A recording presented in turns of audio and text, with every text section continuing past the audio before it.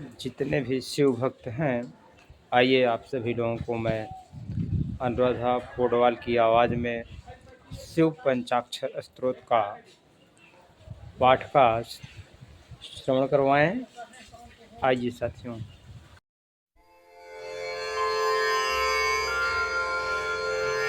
श्री शिव पंचाक्षर स्तोत्रम्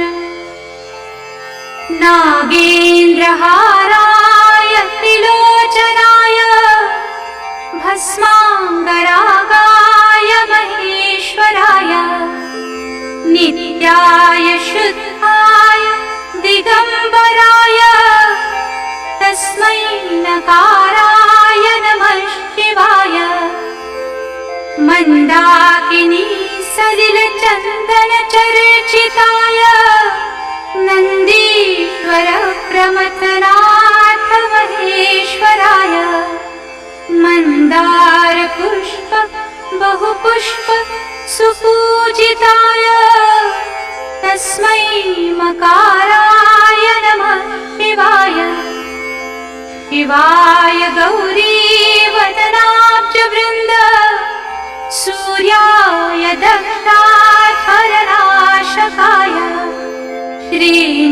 श्रीनीलकण्ठाय वृषध्वजाय तस्मै शिकाराय नमः शिवाय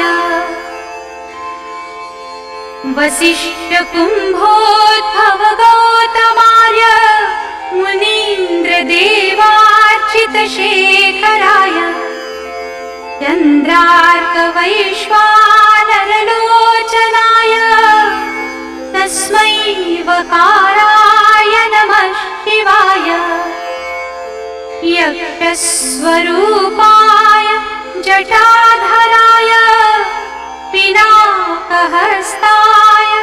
सनातनाय दिव्याय देवाय दिगंबराय तस्मै यकाराय नमः शिवाय पंचाक्षरमिदं पुण्यं यः पठेत् शिवसन्निधौ शिवलोकमवाप्नोति शिवेन सह मोदते इति श्रीमच्छङ्कराचार्यविरचितं शिवपञ्चाक्षरस्तोत्रं सम्पूर्णम्।